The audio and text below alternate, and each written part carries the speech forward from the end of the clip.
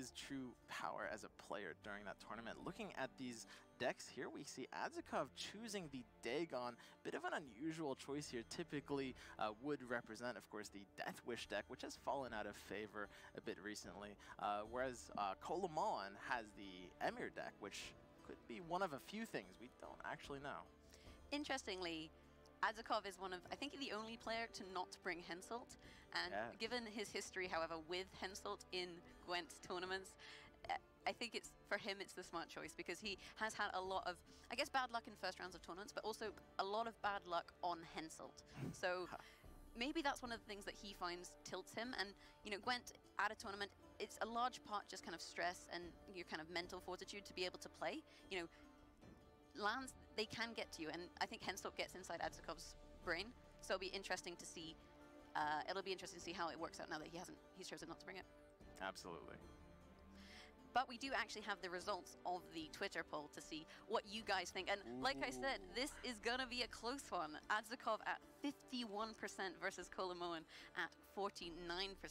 What do you think, Sven? Really scraping by there. I think that this is definitely a kind of just by the books, if we're talking about past results. This is definitely a much closer call to make. Adzikov does have more tournament experience, most notable for his curse of not being able to make it past the first round, with the exception of 1 or 2 live events, but he's been to almost all of them. And Kolemoen is actually a bit of a newcomer to the scene, just making an outstanding performance since Gwent Challenger 2.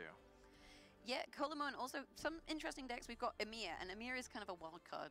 That's probably the leader that you know the least about. It could be Alchemy, it could be Spies or hand Spies buff. or hand buff, exactly. So this is one of the decks where today that is a kind of a questionable point for the player. And we saw how surprise decks can work in your favor, and it'll be interesting to see whether that Emir comes as a surprise when it comes down to the picks and bans, and whether the players choose to let it be played.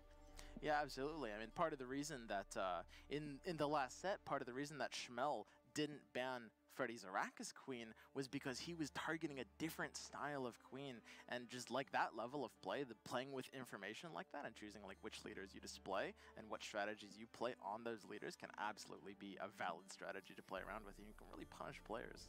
For sure, but as you guys just saw the Twitter results there, don't forget that you can get involved on Twitter yourself, hashtag Gwent Challenger. Look out on @GwentMasters for the polls if you want to vote for who you think is going to win. But for now, let's find out a little bit more about those players.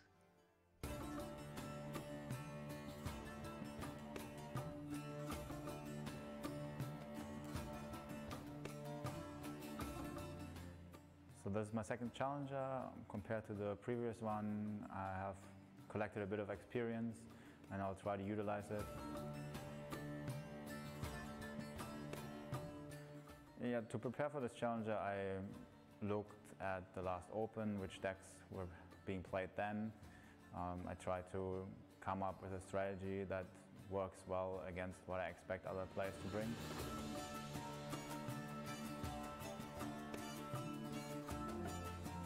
I don't really have a faction that I would consider my favorite. I usually just have favorite decks, and they can be from any kind of faction. It always changes, basically.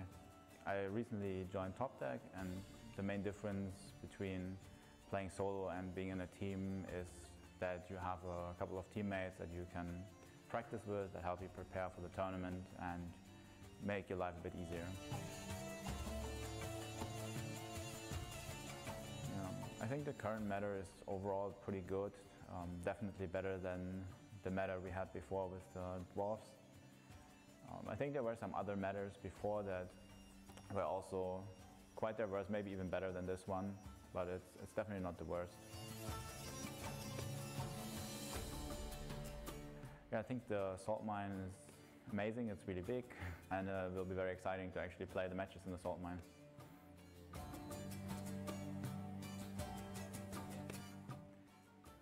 To whoever I'm going to face, good luck, you're going to need it.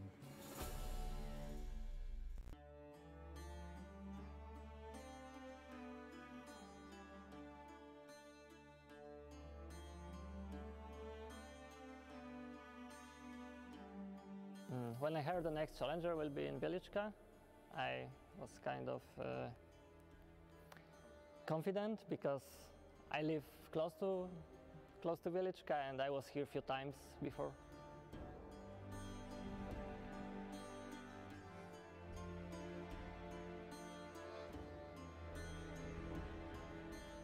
I'm here to win, so I have to be prepared for anyone, so there's no one I want to avoid in quarters. In my opinion, there's no one best player right now. I think like me, Kolemoen and Tailbot are the best players. I think Tailbot is boss. That's all what I can say.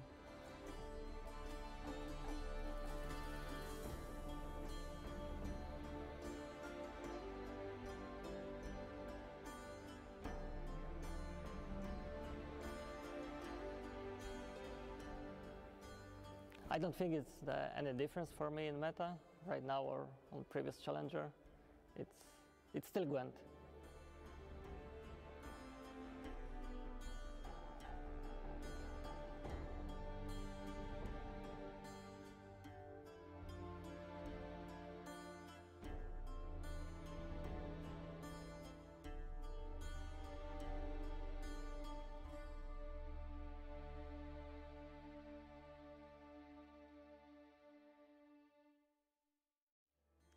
All right, well, I don't know about you, but I am excited for this next matchup. So we're going to throw it over to our next two set of casters, MagecT and Impetuous Panda. Hey. Thanks. That's why I roll blue stripe. All right, guys. Hey, how's it going? My name is MagecT. And I'm Panda, and what a game between Freddy Babes and Schmel. Yeah, that was absolutely fantastic. Congratulations to Freddy Babes. I'm sure the Babes for Babes campaign will be very happy with that result. I think so. I mean, he played really well, and he had some great decks as well with the Consume deck, for example. So, great match, and we have another one coming up. Adzikov and Kolemoen. I mean, that's a match for the history of Gwent, I think, really. Yeah, it's certainly going to be an interesting one. And of course, Freddy will advance to tomorrow's semi-final, but this one is to find out his opponent between Adzikov and Kolemoen. So if we take a look at how the bracket has progressed so far, we're going to see in a moment that Freddy has secured his spot, but this is to find him an opponent. Yeah, this is a really big match for both players. I mean, they've proved a lot already. Adzikov, one of the most consistent players. He's been at Gwent Slams, at the official Gwent tournaments. He's done, I think, maybe like 8 tournaments in a row. The player that's attended the most tournaments, I think, in total in Gwent's history. And Kolemoen, kind of new player, started off in Challenger number 2, burst into the scene with a huge performance, and he's here again. So let's see what he can do. Yeah, definitely. So let's take a look at the money and the prize pool breakdown so far on screen. As we see, Freddy takes away $4,000, but Schmel does not leave empty-handed. He does get that pretty tasty $1,000. And he gets finally a Gwent victory at an official tournament. Yeah. So that's also very, important for his confidence too. I mean, you can see it on his face, right? Like his reaction when he won was just like pure elation. Finally, to see. It was incredible. We're gonna move on to the game, I think, very soon. I mean, it's a great match, like I said before. Both players proven on ladder, proven in tournaments too. Really, they've done it all. I mean, to be honest, 2 great players, and it's gonna be sad to see in the quarterfinals already, the very start of the tournament, one of them going home. It's a big, big match. I mean, it's a big tournament. Obviously, not everyone can pass on to the semis and the final, but it is sad to see, some of these great players losing out at the very start. Well, yeah, I mean, that's Challenger, though, right? Essentially, we want to see all of these players make it to things like finals, but they're here because they do make it to things like finals, so sadly, someone will be eliminated. But I love these 2 players. They're 2 great comparisons, and we're just about to see them take their places. So the players are just about ready, and we're going to get this one underway. With a very dramatic entrance, like always. Very dramatic.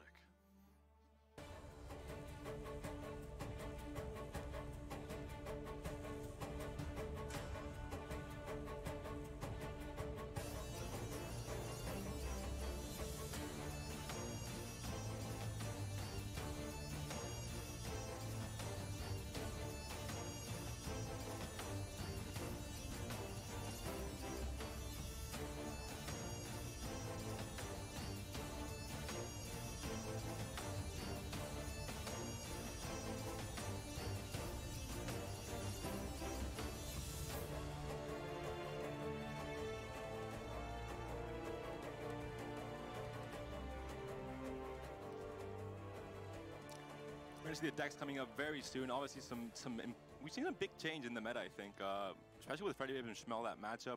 We saw new decks coming out with the War Masters, the kind of the hand buff. Scoia'tael, instead of the more traditional Nova Brewer, for example, that I think everyone has seen a lot on ladder. Oh, certainly. Yeah. And in tournament as well. And also, Freddy's Consume deck. We've seen it before. It's kind of a very old kind of swarm consumed. Like it was kind of considered a joke for a while, but Freddy really pulled it off, and I think we're gonna see a lot of it on ladder this weekend. That's Freddy though, man. You know, he takes jokes and all of a sudden everybody takes them seriously. But we are gonna see potentially some new decks come out this match as well. Now, Adzikov, of course, known as basically the almost undisputed king of the pro ladder, right? So expect to see very consistent decks coming up from him. But if we take a look at the bans, we can see that Kolemoen has his brand disabled, and Adzikov will not be able to play his Calvite list. Alchemy, a big resurgence in the past few months. It was considered one of the tier 1 decks. Maybe lost a bit on ladder in the past month, but still very strong, and Kolemoen definitely considers that as well. And then King Bran, I mean, this deck has been, it's been in the competitive scene for 8 months, maybe? I mean, it hasn't really perhaps gone away. Even longer. I think Bran is arguably Gwent's most competitively relevant leader, maybe up there with Emir, like jostling for position, but Bran always a stalwart of the competitive scene for sure. Yeah, the content in the deck changes, but just the initial opening with King Bran discarding cards like Morkvark, cards like Olga that guarantee carryover, which is a huge thing going into round 2. I think just that amount of consistency in a deck, even if you change the golds, the silvers, a few of the cards, maybe even the base in terms of the bronzes, having that, you know, play from King Bran every single time turn 1 is huge in a tournament where you want consistency and you want to win games, you know, without any surprises, let's say. Yeah, really. I mean, King Bran just plays into that deck efficiency so much because, like you say, not only do you get the carryover with cards like Olgid and Morkvark, but just the added deck efficiency by immediately thinning your deck by 3 is really, really huge. I mean, you know, that's over 10% of a Gwent deck. It's really going to add to your efficiency, and it might be Adzikov respecting the efficiency we're seeing out of Skellige right now with that ban. And not only has the meta changed, we've also seen 4 different leaders banned. I have nightmares of tournaments where we see the same exact ban every single matchup. And we've seen it. We've seen Dagon banned all the time. With Spies, with Hensel, it's happened many times before. Even with Discard way back when King Bran was in Gwent Open #1, for example. But now you just see 4 different leaders and 4 different bans. So it says a lot about the current meta. And right away, game 1, we're seeing Skellige and Skoyatel. So I think these are going to be 2 of the most common decks, maybe not 2. They're not going to shake it up too much, but still going to be really fun to see this matchup here. Yeah, certainly. And just an interesting card straight off the bat in Kolemoen's hand. What do you make of these Dopplers?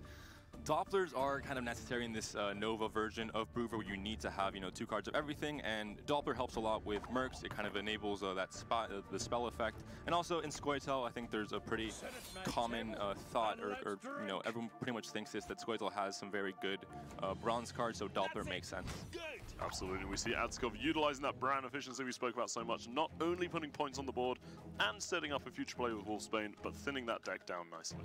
And important to note, Adzikov is running a Raider instead of Morkvark. He's only running Olgierd and the Wolfsbane, like you said, but the Raider's a 3rd discard instead of the Morkvark, freeing up a silver slot for Herald Houndsnout, which does a lot of things right. It has obviously the cursed effect with the Marauders, it adds the extra bodies, and also, you know, can get a pretty good tempo swing with him. Yeah, superb addition to the game. I'm a big fan of Herald Houndsnout, and I think the trade-off, of course, Morkvark, you do lose that sort of perpetual carryover nature of it, but the Raider is a good bronze counterpart to really just fill up that slot, because we see Skellige, historically at least, having the least silver flexibility of factions, so it's nice to be able to see them get some room to play around with options like Herald. And like we said, the Merc into the Doppler card that could maybe give you some bad results, but in Skoyatel, you know, 12-point bronze right off the bat isn't too bad. It's not too bad at all, especially when it hits that half-elf hunter, which not only will it put 12 points on the board, but it will also allow you to quickly access things like Aloren, because of course that half-elf hunter counts twice towards your elven count, so Kolemoen actually only requiring 1 more elf to get that Aloren out, and really going to put him in the lead very quickly. And punishing the slow opener from Adzikov, which is, it's great carryover, it's great, you know, utility later on, but, you know, at 7 points, not the best turn 1 play in the game. Certainly not, but that Wolfsbane be ticking, so of course that is a bomb waiting to go off, and there's Cleaver for a decent little amount of value coming out of him. Now he needs 2 elves. Now he needs 2 elves, true. That is a half-elf hunter's nice little bonus countered by Cleaver. And Cleaver obviously one of the better picks there. Aileron, very dead, of course, just 6 points. So Cleaver definitely, especially at the start of the game where you have max value, even though, you know, hitting for 6 doesn't really matter too much, but it's still a pretty good pick there, and a pretty good gold play in general from Jaime. Yeah, it's certainly going to be an interesting one. Kolemoen wondering how to respond. He can get Aloren out with the half-elf hunter, but he's wondering, is it better to try and maybe roll an Elven Scout into doing it, you know, for that extra little bit. We're going to see the hunter come out, though, I think, for Aloren. You need to get that out of your deck because it is a nightmare draw later on. And there we go. Adzikov, we're going to have Wolfsbane ticking next turn as well, so maybe he's not too worried about this point gap, which is why he can drop, 8 points here with a ship. It's not the biggest deal in the world, obviously, because he does still stay ahead. And he gets an engine card in play as well, adding an extra point every single game, and of course synergizing with the Marauders. Yeah, I think this is really the actually a strength of the Elf deck showing in a way, because Wolfsbane is so good at forcing players out of rounds, but this Elf deck tempo is so quick that actually he manages to only be 3 points down after all Wolfsbane goes off, which is really, really great to stay in the game. Exactly. And both decks have very similar game plans, I think. With the long ships and the Vanguards, you play into a very long round, which you want to win. And then in the short round, you have finishers like Sirinova and cards like Restore, for example, for Adzikov's deck. So both decks have very similar things, although Adzikov, of course, has the extra carryover that will help a lot in round 2. It certainly will, but look at the point generation coming out of this Elf deck.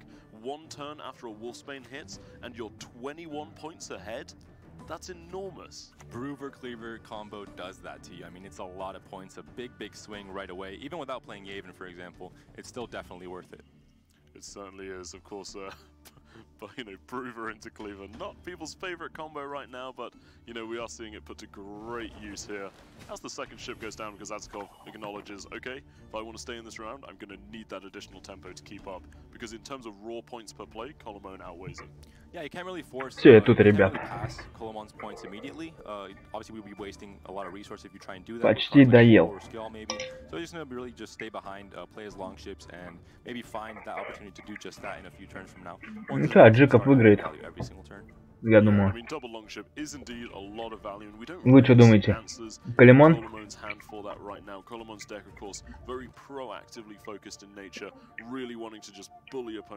Я за Adzikova, в общем. Adzikov, once he gets those engines ticking, all of a sudden, the amount of points that he needs to match per card really diminishes. Exactly. Kolemoen thinking really hard here. He has to think how many turns he can stay in this without even, having to combat these ships later on. We're adding points every time. He decides to pass. 2 ships is a big committal here from Adzikov, and get some armor there. There's going to be a potential res later on with the Corsairs, so a good play, a bit of extra carryover if you want to call it that, for round 3 as well as a finisher, if you have Restore, for example. So good play from Adzikov and just wins that round really easily. Yeah, certainly a really nice way to take the round for Adzikov, establishing that later round value by buffing up that ship, as you said, to be used with the Corsair. Triple Corsair sitting in his hand. We'll see one of those mulligan, but he gets out another ship. That is another valuable engine unit for Adzikov here. But Kolemoen with the Aglaze pull. Very nice. And Kolemoen does dodge this carryover problem by passing and getting up round 1. It sometimes hurts giving up round 1. You gotta give your opponent control of the game, and you let them dictate how it's gonna go. But when you're facing carryover, if you don't have a direct answer like Yavin, or if you think your opponent's gonna answer that with Ulrich, then I think it's sometimes best to just give up round 1 and dodge that carryover problem altogether. Now for Kolemoen right now, how easy do you think it's gonna be for him to find space to play that Yavin? I think it's only going to be an answer to Ulrich maybe, or just a way to force a pass if he needs it. In general, both of these decks, like I said earlier, they play pretty similarly in the long round. Just stack the elves first and then use the vanguards and the officers to just start adding huge amount of points. And the Adzikov with the long ships is the same. You start playing long ships early and then marauders to finish later on. So they have very similar power levels in a long round. I think Kolemoen's not worried about that. It's all about the finishers, really, going into round 3 and who can draw better and have, the higher value hand really going to round 3, because the card advantage is going to be pretty similar. Of course, Adzikov will have last say because he won round 1, but it's not that important in this matchup where you don't have a Scorch, for example, on Nova. Oh, it looks like Kolemoen actually opts to not try to fit in that Yavin into his game plan, and seeing it as the only way to surpass the 18 points right now, he goes for the officer into mulliganing it. Put down an 18-point officer, which is not bad at all.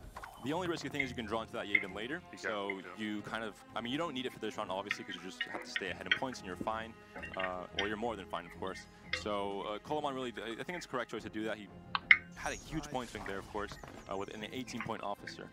And again, this double engine being down, it just makes the point gap just close and close every turn. And we see Adzikov here, 3 cards down after playing that last card. He has to play his spy, of course, this turn. He certainly does, which I imagine we might see relatively soon, but he does want to get those engines, really pressure Kolemoen, because he's saying, okay, I'm not going to allow you to take this round that you need to win with cheaper cards. I want you to commit your main resources. It's actually a nice move, I think, from Adzikov, getting those double ships down. Yeah, normally dry passing is the move in round 2 if you're scared of getting passed, and Kolemoen saw that Adzikov did not dry pass, played pretty slow, playing these ships out, which are not really high tempo cards at the start, and he decided to take that, you know, little opening. Да ладно? 18-point bronze, which Я не стесняюсь своего рабочего стола и так. А, ну я понял про что ты. Ну это потом сделаю. Сейчас что-то неохота заниматься этим. Я понял про что ты.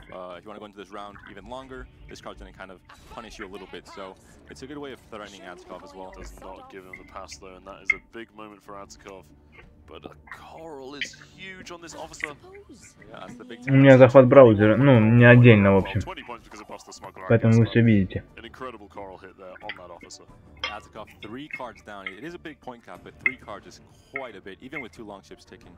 Do you think he smelt blood? Tempted to maybe look for the 2-0? I mean, of course he does have the power reses, but... And we still see a lot of vanguards and officers there, so it's going to be tough.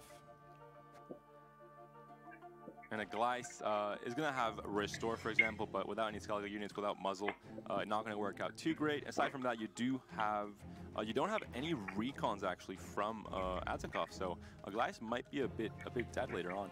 Yeah, pretty interesting to not see that. We seem to be very, very popular recently, of course, due to the addition of Triss Telekinesis, but not appearing for Adzikov. He's going for a more traditional Skellige build. Skjal comes out, Harald Houndsnipe going down, of course, going to synergize very nicely with those ships. We see big gap of points already. It buffed his other skull. That is not good. You want to kill that skull normally. Oh, that's not great for the skull to buff the skull. But there you go, you know, Wilfred helping out. Kolemoen just trying to stay in this game, not let the gap, you know, get too big. You don't want to get, you don't want to let it get out of hand. But overall, I think Kolemoen is in a pretty safe position, just with the huge amount of card disadvantage that he has here. It's looking pretty okay for Kolemoen, I think. Yeah, I think so. I mean, his oven scouts aren't hitting what he really wants to be seeing on, you know, like this far into a round, when your opponent only has 3 cards in hand, you don't really want to be playing out Augur Smugglers, you know, but it's going to be an interesting one. And they are going to add, you know, -2 points of value to anything that Adzikov plays now, but Kolemoen trying to find the pass here. I think Adzikov has to go kind of all out at this point. I think so. Just a serious committal hit. Maybe looking to some dead cards from Kolemoen, because it's I mean, those are 16-point Marauders, quite good. And the long ship sticking as well. 30-point gap already. It's going to get bigger and bigger as well. It certainly is. Skellige really showing their brute force power with those ships. They're sitting on 17 and 20 each. Doppler could be pretty weak. War Dancer from hand, not ideal. Gleiss is dead. So, I mean, a lot of dead stuff from Kolemoen. This could really get turned around if Adzikov decides to push. Does Kolemoen even have a res on the Hattori? He doesn't have an Elven Scout in the graveyard, does he? He does have a Merc from round 1. He has a Merc from round 1. Which should have a recon, I think, still in the deck. So I think that's still a viable option. He's hovering over it now. But still, War Dancer, obviously you can't play that from hand. And a lot of dead cards are not optimal cards from Kolemoen in hand. Looks like he's thinking about the Hattori. Checking the graveyard. Thank you very much for opening it. I appreciate you. Yep, Elven Mercenary right there. That's the res for it. Could be looking for an officer into a Vanguard, or just a Vanguard straight up. Also works, and it's not like it's going to be a lot of points. A lot of elves like we see there. Yeah, still 10 points behind though after a Vanguard going off is significant. And closing the gap, but still is 2 cards. Нет, он просто играет до конца, чтобы, ну, надеяться на то, что он выйдет хотя бы на равные.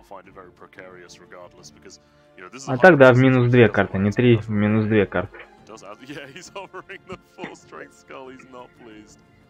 Потому что Колемон будет в 3-м раунде первый ходить. Ну вот в минус карту он будет играть.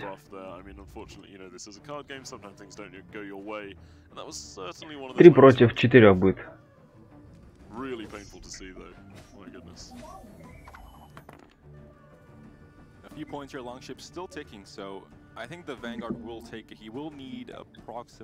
Ну да, на 12 сходить. Точнее, на 13 даже.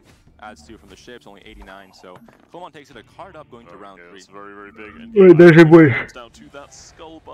putting that skull onto 4 and not making it long shippable immediately is really, really rough for Adzikov, and that really had just destroyed his game plan. Especially considering after the Vanguard, you had pretty much a dead Glice, a War Dancer from hand, and a Doppler, so he could have really pushed there and punished Kolemoen. Saskia comes down, but is it going to find great use here? I think Adzikov has a few dead Pirate Captains as well, I believe, so he could. Yeah, he's not going to risk the draw here. He only has 2 in his deck, but I think he hasn't played any the whole game. No, he hasn't played any, so that's a very risky mulligan should he go for it. He didn't draw the tutors, he just drew straight into the long ships and the Corsairs, which isn't ideal, and it really punishes the restore as well.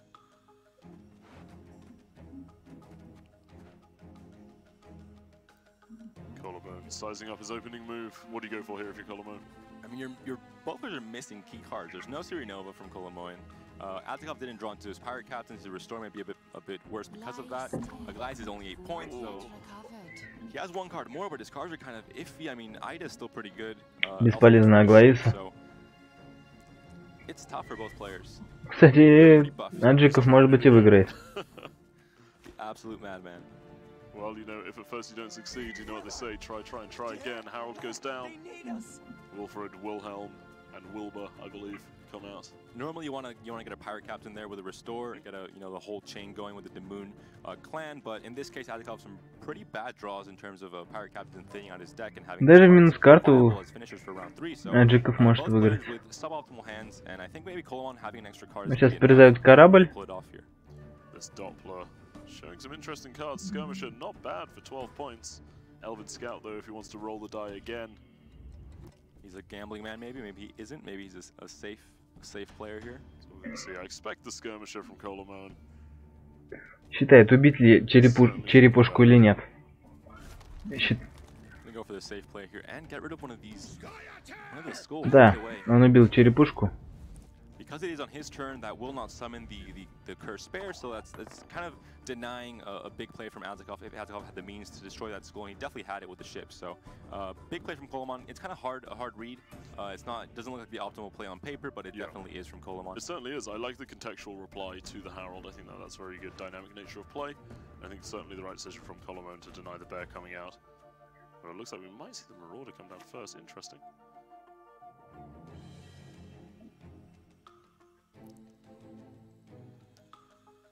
I think Ida's represent decent value there. Yeah, I think Adzikov just didn't have the good game here. I mean, just missing a lot of cards. Also, Kolemoen missing Nova. In general, a bit of a mess of a game, to be honest. Skullbuff was just, he's gonna, that's the one that later on with Adzikov will laugh about it, but right now, he's gonna be feeling terrible for that. And he could have pushed that round 2 so much further and gotten a lot of those dead cards from Kolemoen as well, so. Gets the big ship, he gets a bit of a buff here. I mean, a decent play, but Saskia, I think, is already 11 points. The ship is still ticking, so. Or never mind, Ida, I mean, you can do this with Ida, can't you? And Ida can't kill the ship, so it's still going to tick for 1 more point. So Adzikov, in the end... Adzikov, look at that, look at the relief he realizes. And he was so nervous because Adzikov выиграл первый раунд. Ой, первый бой. You saw the Ida come down immediately, you just saw the relief wash over his face as he realized that both players, it wasn't only him, didn't manage to draw their key cards. So. An absolute mess of a game, to be honest. I mean, both players, suboptimal hands, didn't really pull off their strategy perfectly. You want to thin, obviously, with Bruver, thin out all those bronzes, the bronze package, and get out your Nova as a finisher in round 3. And Adzikov wants to get Restore on his Pirate Captain and get the big chain at the end. Both players suboptimally in the end, and the skill, of course, buffing. One of the skulls, not ideal either, but in the end, Adzikov takes it. We see some very aggressive battle going on there. Best of 5 arm wrestle going on in the back, but yeah, like you say, it's almost quite interesting to see that though, right? Like when you get to see a deck perform suboptimally, it's almost when you learn the true strength of the deck. So really interesting to see just a total scrap of a game there and not one player draw efficiently and just wipe the other. So very interesting game 1, but we do see Kolemoen go up 1-0 so far in this series, playing not only for the prize, but to advance to tomorrow's semi-final to face Freddy Babes. Adzikov going up 1-0 in the series. Kolemoen is still waiting for his victory the next game, but it is going to get, he's going to try it again with Squirtle, and we see Nova finally, so already looking a lot better for him. Once they get rid of the Aileron, yeah, probably not a card you want in hand, and there would be a mirror. Both players running very similar lists, but I think maybe even identical lists. We'll have to find out in just a second. We certainly do. So yeah, of course, Adzikov does go up 1-0. It's hard reading names. Anyway, we see the mulligans come in. He's going to be happy to see Nova in his hand, of course, failing to find that last game really cost him. And I can't confirm the lists are exactly They identical. are identical. Так, Adzikov выиграл первый раунд. Первый бой, точнее. И сейчас будет противостояние бруверов. Exciting decks with Freddy and the Schmel matchup in the first game of this tournament. Here not so much, and a blue coin dry pass. Колемону не зашло ни хрена, походу. Nothing out of line here in this game too.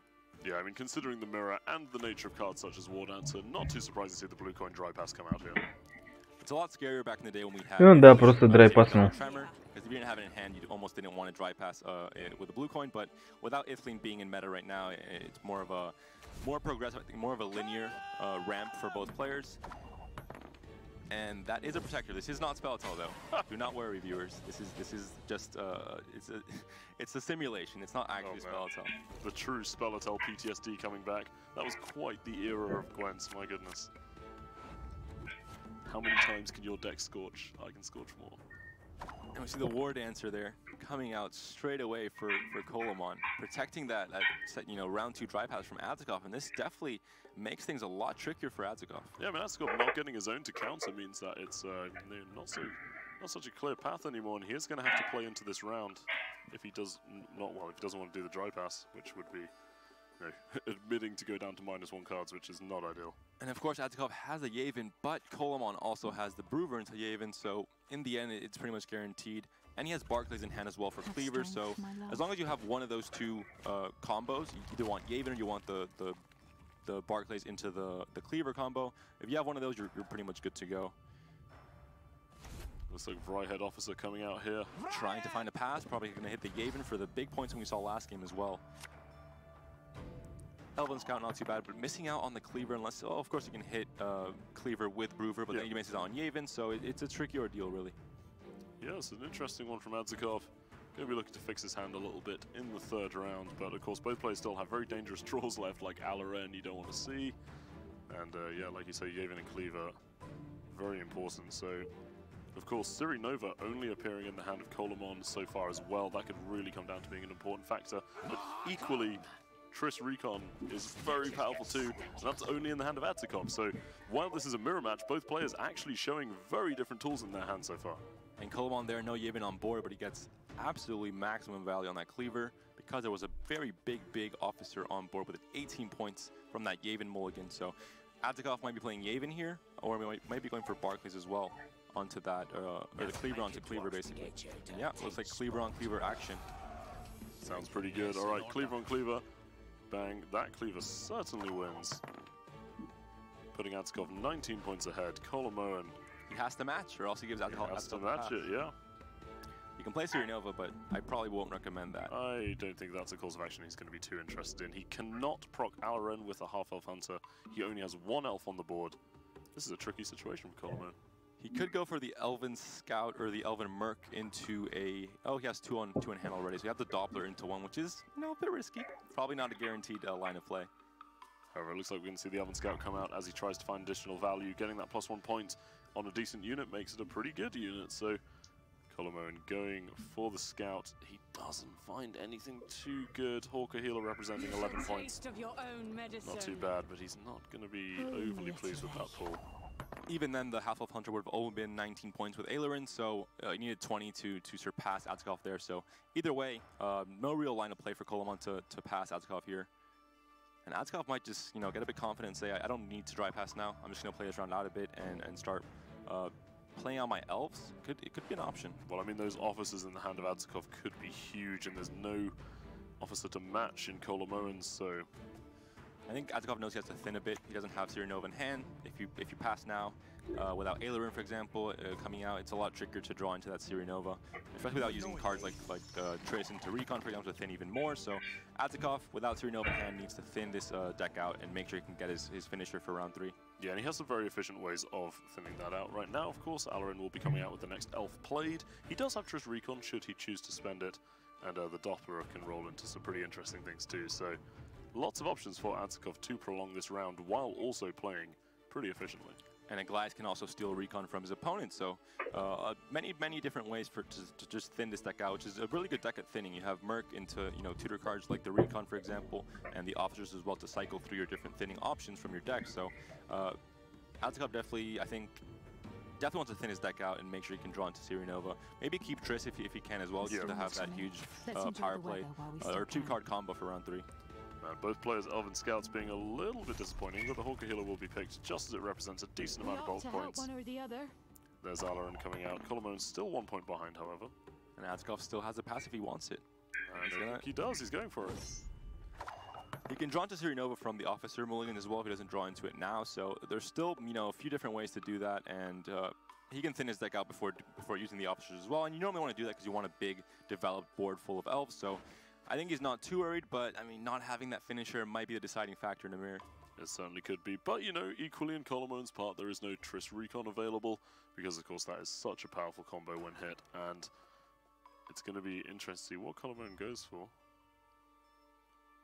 Could play the War Dancer. Yeah, I mean, the War Dancer from hand would seem like a reasonable choice here. You can mulligan it next turn, but it kind of I mean, if you think that, you know, round 3 is really going to be a huge scrap, then those 3 points can be very important.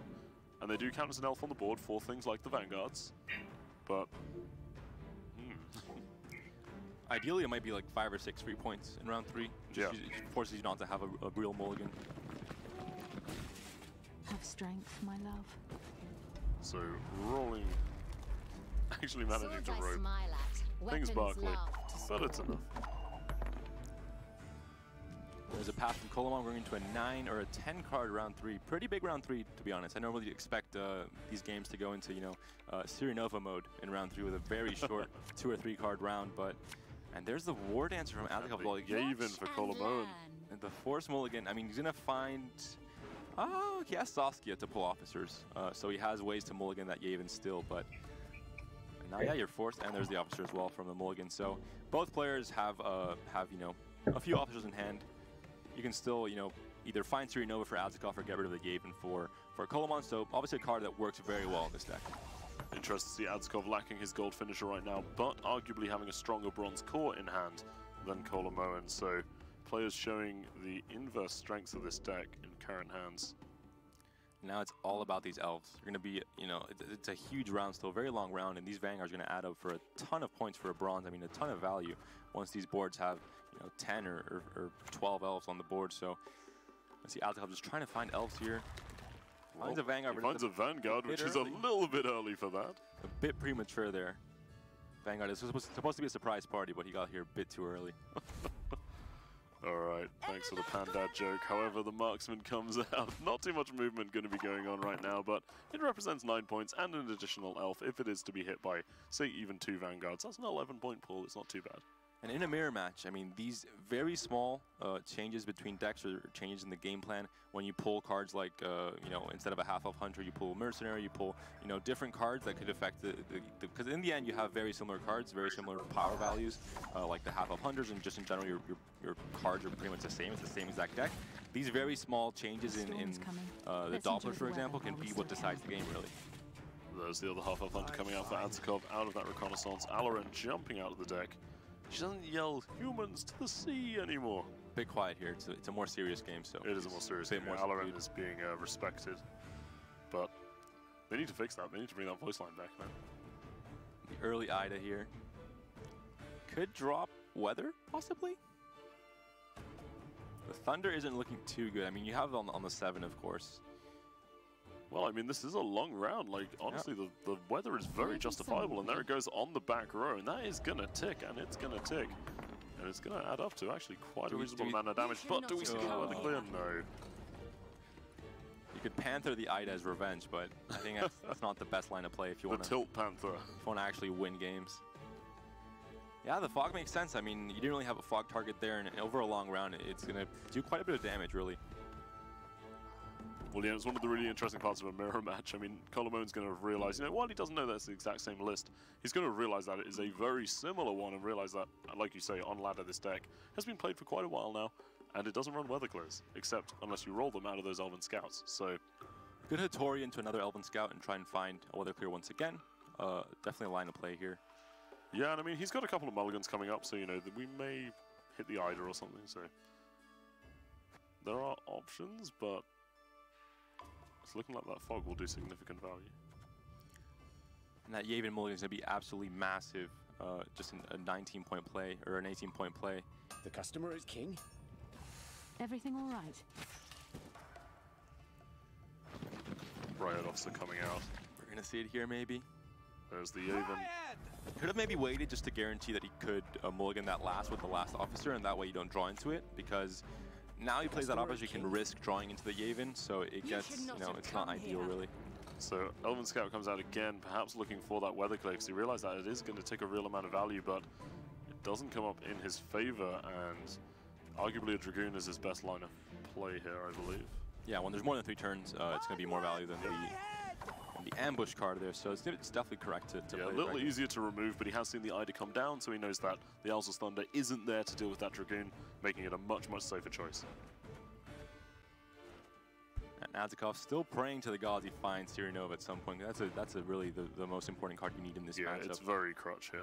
Or in any matchup really when you're playing this Brewer deck. It's kind of the, you know, the whole deck is centered around it basically. You're playing a 2 of pretty much every bronze card, so it really says, you know, a lot about how important that gold is and how important it is to draw that card in round 3.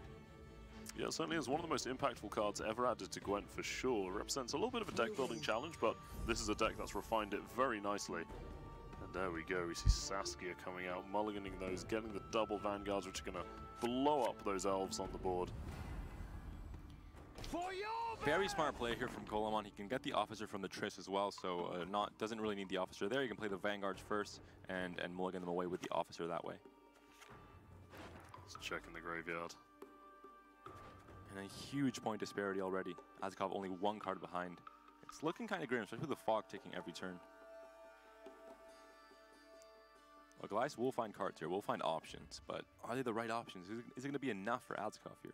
Yeah, there is a serious point gap, of course, with that weather. Because when you're playing such similar cards, having something like weather ticking just inherently sets you far behind. And not having the finisher of Nova available as well, like you say, when it's like the superstar of the deck. Well, that and the whole, you know, Bruverhoog into Barclay is also pretty strong. But when you don't have your finisher available and one person does, and it's a mirror match, you can't help but give an inherent edge to that person. Saskia is definitely good here. Going to be a decent amount of value with these Vanguards. It's not Nova though. I think we would have preferred to see a different gold there. I sense strong magic. There's the officer. Could draw him Yavin. It could draw him Yavin. We shall find out. It's going to be... Oh, an Elven Scout. That's going to add even more value to that upcoming Vanguard. And we see how quickly this deck gets out of hand in a long round. Already 97 points from Kolemoen. It adds up the numbers really quickly. It certainly does. And that's not even with Sirinova on the board. There's a 30-point gap. Weather ticking. Looking good for Kolemoen, but Adzikov does have a mulligan remaining. He knows how important it is, though. He has Brewer as well. I mean, he's down to 5 cards. This, you know, Scoia'tael famously has always thinned well, but it's down to 5. It gives him a decent chance. There's still hope here for Adzikov. If I'm not mistaken, Brewer can only hit Yavin, actually. Just great. It's the only silver that, unless he has a, yeah, I think it's the only silver that he has left. He's played Barclay and Cleaver, he's played Aileron and Ida and Hattori as well, so Brewer having to hit Yavin and playing a spy in round 3 isn't ideal, really. I mean, you're pretty much giving your opponents free points, especially in a matchup where you don't really need to have a last play. There's Dragoons coming out, hand buffing. Not exactly what Adzikov's looking for, but a nice bit of value nonetheless that will help counteract that weather, because of course now he's gaining 2 points of hand value per turn, even if he's losing 2 off the board. Elven Scout here rolling into Protector, not that great. Not the best pull. Pyrotechnician represents a decent amount of value though, if it doesn't low roll. It's not an elf, but yeah, fine. Pretty decent value. Takes away some value from the fog, but I think, you know, he got enough value already. Can't get too greedy. Certainly did. Here comes the officer. It's a big moment for Adzikov. Nova comes out. He's going to be very happy with that, although he is still behind in this matchup. But that Nova is a very, very important draw for the Polish player here. And the Brewer into Yavin will help Adzikov catch up in points just a tiny bit, and it will also fill up that back row with the fog there. So Kolemoen going to get pretty much guarantee full value in that back row. Going to make sure he gets a fog take every single turn of this you know, round 3. Certainly is. Saskia nearly basically just representing point value at this point. And Adzikov with a very strong hand here. Being able to mulligan We'll win. Yeah, I'm not going to mulligan anything because you want to keep both Siri Nova and Iglesias, of course. 2 Dragoons also buffing every single turn. Will it be enough, though? It's going to come right down to the wire, this one. It's going to be very interesting indeed, but maybe that fortunate draw onto the Siri Nova is going to be a key moment in this match. For those Dragoons buffing are doing nicely as well, counteracting that weather, but like you say, being able to drop Yavin there will keep the weather getting value. There's Nova coming down right now. There's a 39-point card gap. Adzikov has Vanguards left. Of course, he's just mulling them away. That's the 7-point Vanguard, the big brother. Your tricks will not save you. That's a big burst there. Dragoons still taking as well. It's going to be one of the biggest Novas we're going to see, I think, with 2 Dragoons taking every turn. Is. There's the forced Yavin play with that Vanguard is also going to help a lot, even if you're giving Adzikov points. With a Fok taking, that's a going to be so close. Nova comes down as 26. The Vanguard. 24-point gap. It's a Vanguard. It's a bronze card, but look at that tempo. Adzikov wins it in the end, and that Yavin forced out in round 3. The fact that there was no more silvers left for Kolemoen, he thinned maybe a bit too hard there. Yeah. Had too many silvers, and like I said before, mulliganing that Yavin, it just kind of punished him just a tiny bit in round 3. It did. It certainly did. But we see Adzikov with that Nova draw.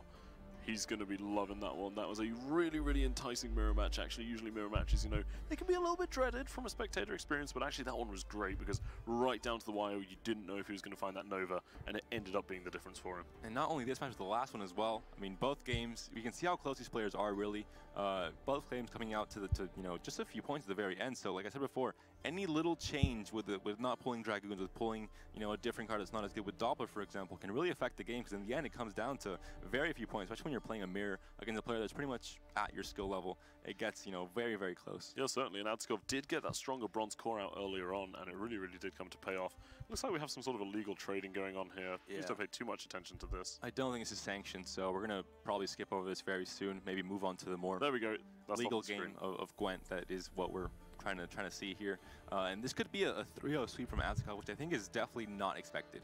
It certainly isn't. I mean, Kolemoen, a very tough competitor. Adzikov, of course, the most veteran of the veterans, and he's got his Dagon left. And what do you make of this Dagon list? I mean, Dagon is, we saw it a lot in the last Open. Deathwish was all over the place, and it pretty much, like Alchemy, I think it came out of nowhere. We saw a lot of Consume, we saw a lot of Spies, and then with a few changes in the meta, it was, it shifted completely to Deathwish and Alchemy. So, Adzikov, the first time we're going to see Deathwish in this tournament, we saw Freddy with a very unique monster deck that definitely was not Deathwish in the last series. So, it's going to be the first time we see it. It's a fun deck to play, I think, and a fun deck to watch as well. I think a lot of the way, how it synergizes is really interesting, and it's going to be a treat to see, really. Yeah, it's going to be very interesting. Deathwish always popular for good reason. Fantastic cards as well, which are great. And we see a pretty reasonable hand coming out for both players here. There's a War Dancer in hand for Kolemoen, but he mulligans it. He finds his Nova straight away. He's committed his points on it. This is the 3rd game he's playing on this deck. He hasn't changed off it yet. If anyone was looking to see Kolemoen play different decks, well, you're out of luck, because he is a man that's just, bound to play Brewer until he gets that win that he needs. Yeah, he's very methodical. I mean, I think of all players, well, of course, many of these players have very good actions, but I think Kolemoen is the least likely to tilt, I would imagine. He's very methodical, very calm player, and he's just sticking with it until he gets his win. And there's the War Dancer again, not allowing Adzikov to dry pass. 3-0, 3-0. There we go, Arcaspore coming out, gonna find value if this round does elongate. You want to get these arc sports out immediately, and not only, obviously they're engine units that the earlier you put them down, the more points they get, because they get a point every single turn, basically, through their damage pings. But also you kind of enable other cards, like Brutish Ritual, for example, that you need to res those Deathwish units, and also Slizzards. So, yeah, I mean, it's a card you definitely want to get out early and have it, fill your graveyard in round 2 and 3. I'm actually really loving the sort of variety of utility in Adzikov's hands, actually. So he's sort of managed to find a little bit of everything. He's got the Barbergazi there, he's got the Dow there. However, looking at Kolemoen's hands, he is, of course, going to go for the infamous opener. And it's a great opener, but... It is a great opener, but that's it's only 7 points of damage. Because of the, the 4-point ping, once that Archsport dies, it's really not... Так, ребят, мне перекурчик. Сейчас подойду. Я заснул, прикольно. It's a good way to just get a 15-point gap right away, but it could be better. It's Звучит вкусно, ну. looking to respond. Tempted to go for the Slizzard. Okay, he's going to be Slizzarding out another Arcaspore. And he commits to going 2 cards down. This is what Brewer's all about. I mean, he creates a big point gap, even if it wasn't ideal, and still really punishes Adzikov here, and forces him to go 2 cards down if he wants to. Yeah, Brewer's so powerful because it forces that question, doesn't it? So do you want to lose on even, or do you want to go 2 cards down? And really the answer is neither. But it looks like Kolemoen may actually play into this round a little bit longer, so we might end up seeing quite the fight here in round 1. Yeah, there's a lot of respect from these players. I think they all know that if you give your opponent a lot of control, even if they're 2 cards down, they can put you in some pretty sticky situations in round 2, maybe even go for a 2-0, for example, if your hand's not great. So a lot of respect here. Both players trying to temper out the storm and just play this round 1 out until they both feel comfortable where you can go into a round 2 or 3, and even if it's long, you still won't be at a huge disadvantage. Yeah, certainly, and of course Adzikov knows the Nova is going to be coming at some point in this match, so round 1 can be really crucial, and he's going to want to get this one off of Kolemoen. Both players putting up a fight for the round. Kolemoen, Elven Merc will help him thin with recons, for example, and help him, have a more compact list going into round 2 and 3, and get Aileron out as well. Definitely want to thin that out. And Elven Scout, it's going to hit. Oh, Weather Clear, not ideal now.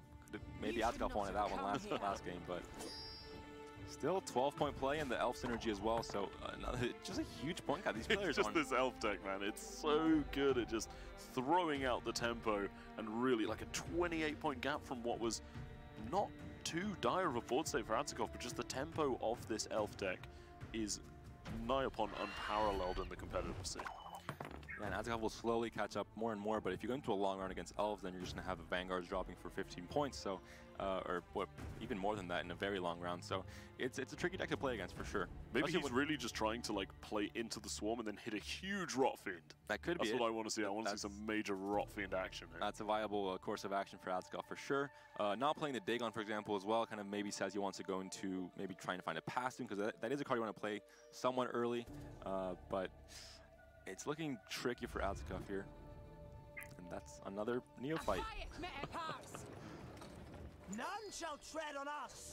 Buffing the Hattori could be, a sort of finisher later on as well, so not too bad. Well, it's actually quite an important buff to get Hattori to 4 because it suddenly means that Ida is resurrectable, which can have a real impact on matches. And Adzikov finding a failsafe here with the Barbagazi, protecting against the War Dancer in round 2, and also saying that maybe he can lose on even cards, and as long as he can keep up the tempo, the next round, which he can do with Brewer's Ritual, he could be fine. And then you can use Gills into Siri Nova, for example, as a finisher in round 3. So if Kolemoen decides to play into this, which isn't a wrong thing to do, I think if he wants control, he has to do that basically. It gives Adzikov an out, which he did not have before. He certainly didn't. I mean, Adzikov has some really high power points in his hand. Almost surprising to not see the Dagon yet. He may be anticipating a Weather Clear. But things like the Rot Fiend and the Cyclops, they start representing more and more value as this round goes on. So, yeah, I mean, it's interesting because both these players are in control of the and I would actually argue Adzikov potentially is in the better position to do so, even if it would mean going -2. Yeah, Kolemoen doesn't want to fight into this. Kolemoen sees that Adzikov had an out there and says, no, and you're going to have to go 2 cards down. So even if you have carryover, I'm still not going to let you get. You can have control of the game, but you're in a pretty bad position going into round 2. He certainly is. So, I mean, it's kind of interesting to describe 2 cards off as a pretty bad position, but it's actually kind of true in this instance, because he's going to get to very, very core pieces that he doesn't want to spend very quickly. Although, I mean, this Elf deck, it has a very good burst in round 1, has a very good long round, but when you get into that mid-range round where you don't have cards like Aileron and Groover and Cleaver to really help you out to start, it gets trickier. You have that 4 or 5 card round 2 where you're going to be losing out on a lot of power, I think. Certainly, and the Dagon immediately hitting the War Dancer, giving Kolemoen a very avoidable row, actually. And Adzikov has the Frightener. Kolemoen does not have the Yavin right now, and he used Brewer already in round 1, so Adzikov could maybe claw back the card advantage little by little. It's going to be tough, though. Yeah, I mean, I like the fog here. I mean, it immediately signals to Kolemoen what he's going to do, so he is giving up a lot of information. But at the same time, if he knows what he's going to do, it's still a really high value play. If he plays off of the fog, he can drag with the Frightener back onto it, and of course you can have the Rot Fiend later on if you want to stack that row. So a few options there for Adzikov. You can just drag both that Farseer and the Frightener into that back row, so no problem there from Adzikov. This is one card that says I'm going to go into this round. So far, I mean, Wow. Yeah, it just says you're going to go and really push here and really force Kolemoen to get into a really sticky situation. Yeah, this is a real committal from Adzikov here, getting that Arcspore out, another engine unit, of course, and the Dow, which allows those Griffins to find huge amounts of value every time they're played, turns it into a 17-point drop when it clicks on that beautiful Dow. And then you have, of course, things like the Cyclops trigger it again. Adzikov has a bunch of that. Resurrecting that Dow is his enabler for his big point plays. And as soon as he shows that, Kolemoen all of a sudden goes, okay, he's serious about this round. А, крутой парень. Я вспомнил, да, что это за фильм. Когда он там когти тигра делал, типа. Когти тигра, да, и мочил там всех. И еще глазом подмигивал всем так. И типа все боялись его. Да, похож, если ты про этого актера говоришь.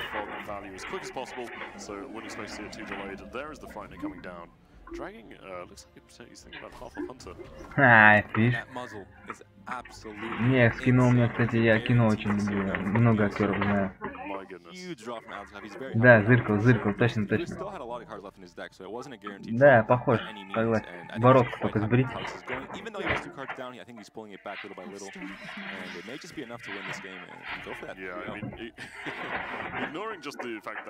Ну что, 3-0 будет, да?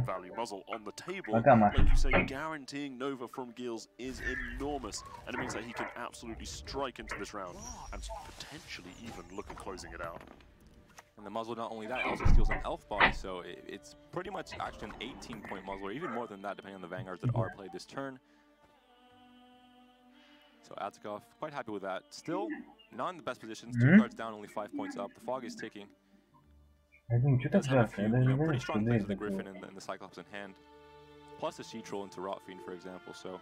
Yeah, Gels could be looking at lining up a strong round 3 draw for Adzikov. And playing a pretty decent silver as well. Playing a pretty decent card as well.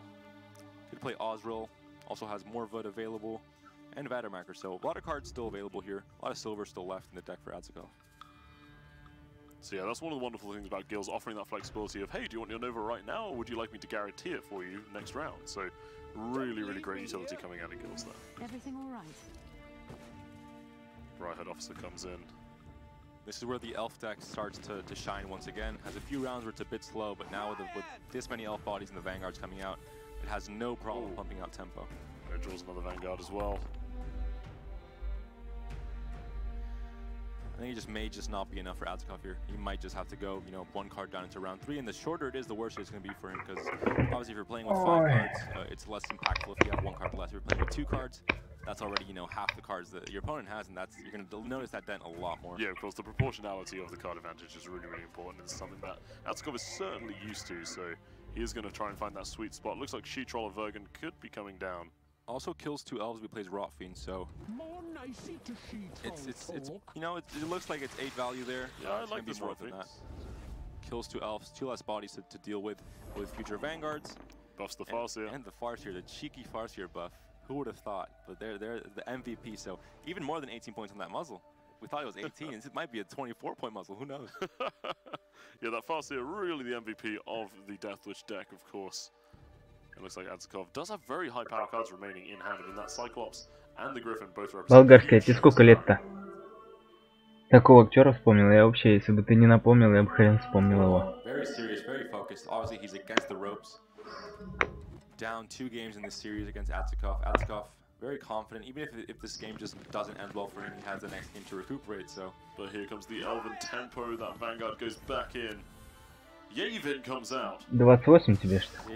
Ooh. Here comes the big point plays. The Yavin could give Adzikov an ultimatum and say, I play the Yavin now, if you keep on playing, well, I might just catch up.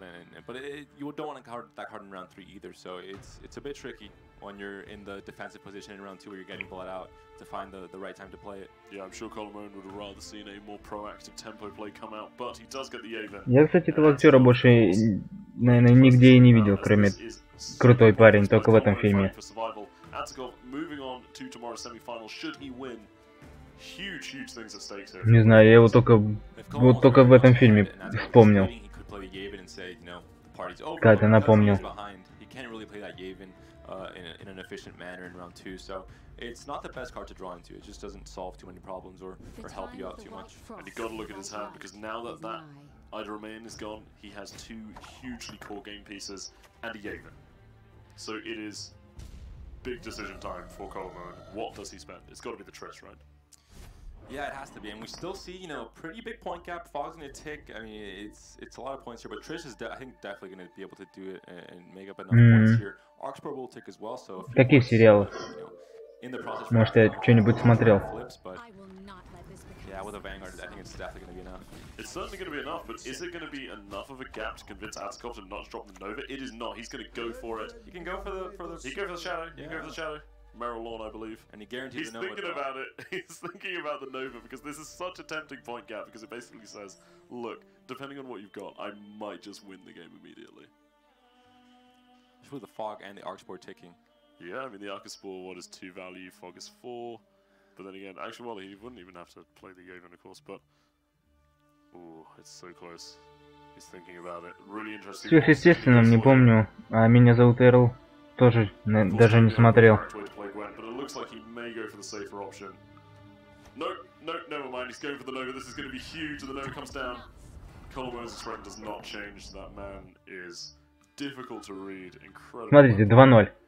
Ребят, 2-0 Adzikov его выиграл.